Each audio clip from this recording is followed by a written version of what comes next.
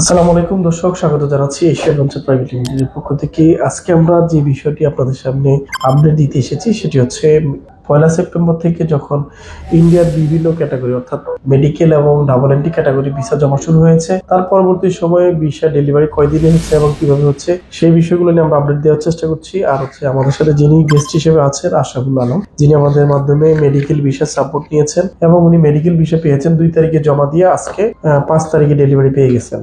এই বিষয়টি নিয়ে আমরা কথা বলবো, উনি কিভাবে জমা দিলেন এবং উনি কোথায় থেকে অ্যাপ্রুভাল কিভাবে আনলেন, এই বিষয়টাই আমরা জানার চেষ্টা করি। আর ওনার কি প্রবলেম এগুলো আমরা একটু জানার চেষ্টা করি। প্রথমে চলে যাবো এখন এই মুহূর্তে যিনি আছেন আমাদের সাথে আশরাফুল আলম। আসসালামু আলাইকুম। আসসালামু আলাইকুম, আমি মোহাম্মদ আশরাফুল আলম।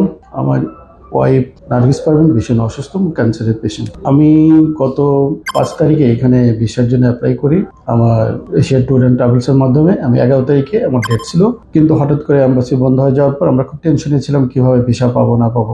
হঠাৎ করে একটা ইনফরমেশন পেলাম যে আমরা হাই কমিশনে গেলাম, আমি আমার ওয়াইফকে নিয়ে সেখানে কাগজপত্র সাবমিট করলাম। ওরা আমাদের কাগজপত্র দেখে বললো যে আপনার এম্বাসিতে যে জমা দেন।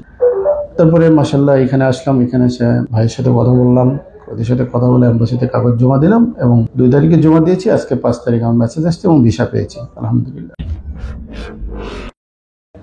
প্রথমে গেলাম, যাওয়ার পরে ওনারা বললো যে একটু ওয়েট করেন এখানে।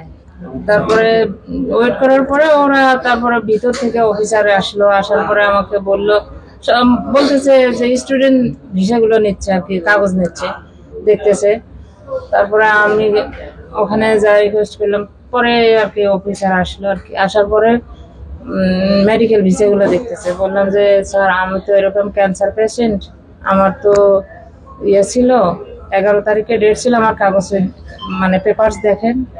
পরে দেখার পরে ওনারা আমাকে ভিতরে নিয়ে গেল, কাগজটা নিয়ে যাওয়ার পরে আসে বললো যে ঠিক আছে, আপনারা যমুনা ফিউচার পার্কে যান, যাওয়ার পরে কাগজ জমা দেন, আমরা বলে দিচ্ছি। তারপরে 5 আগস্ট আপনার জমা দেওয়া ছিল আমাদের এখানে। হ্যাঁ, অর্থাৎ দর্শক 5 আগস্ট, উনি 11 আগস্টে ফাইল জমা দেওয়ার কথা ছিল, যদি বাংলাদেশ পরিবেশ পরিস্থিতির কারণে উনি জমা দিতে পারেন। পরবর্তীতে 1 সেপ্টেম্বর ফাইল যখন জমা দেওয়া শুরু হয়েছে শর্ত সাপেক্ষে, তার মধ্যে উনি 2 তারিখে ফাইল জমা দিয়ে আজকে 5 তারিখ ডেলিভারি পেয়েছেন। দর্শক একটু দেখাই আমরা বিষয়টা। আলহামদুলিল্লাহ, আমার এবং আমার ওয়াইফের 6 মাসের।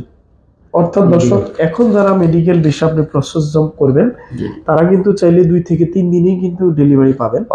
তবে প্রসেসিং প্রক্রিয়াটা এখন একটু জটিল। যেমন হচ্ছে আগে যেভাবে প্রতিদিন অ্যাপয়েন্টমেন্ট পাওয়া যেত, এখন কিন্তু সেরকম কোনো সিস্টেম নাই। যেমন 8 তারিখ পর্যন্ত কোনো ধরনের স্লট বুকিং দেওয়া যাচ্ছে না। হয়তো 8 তারিখের পরে নতুন অ্যাপয়েন্টমেন্ট দিবে, তখন আপনি চাইলে অ্যাপয়েন্টমেন্ট বুক করে আবার ফাইল জমা দিতে পারবেন। তাই যারা মেডিকেল ভিসা বা ডাবল এন্ট্রি ভিসা নিয়ে এই মুহূর্তে চিন্তিত অথবা মেডিকেল ভিসা বা ডাবল এন্ট্রি ভিসা করতে চান, তাদের উচিত আগেই ফাইল রেডি করে রাখা। যখনই অ্যাপয়েন্টমেন্ট ছাড়বে তখনই আপনি অ্যাপয়েন্টমেন্ট ধরে যাতে জমা দিতে পারেন। তো একটু যদি আমরা আশরাফুল আলম ভাইয়ের কাছে যাই, আপনি কি আমাদের সার্ভিসে আপনি সন্তুষ্ট কিনা?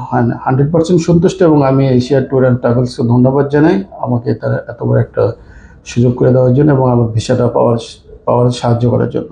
আশা করি আপনার যদি আমাদের সার্ভিসে যদি কোনো প্রয়োজন হয়, সেখানে আমাদের স্ক্রিনে দেখানো যে নাম্বার অথবা ঠিকানা আছে সেই মোতাবেক আপনি কিন্তু আইসা আমাদের সাথে যোগাযোগ করে আপনার সার্ভিসটুকু নিশ্চিত করতে পারেন, অথবা আপনি চাইলে আমাদের হোয়াটসঅ্যাপে কমিউনিকেশন করেও কিন্তু আমাদের সেবা নিতে পারছেন।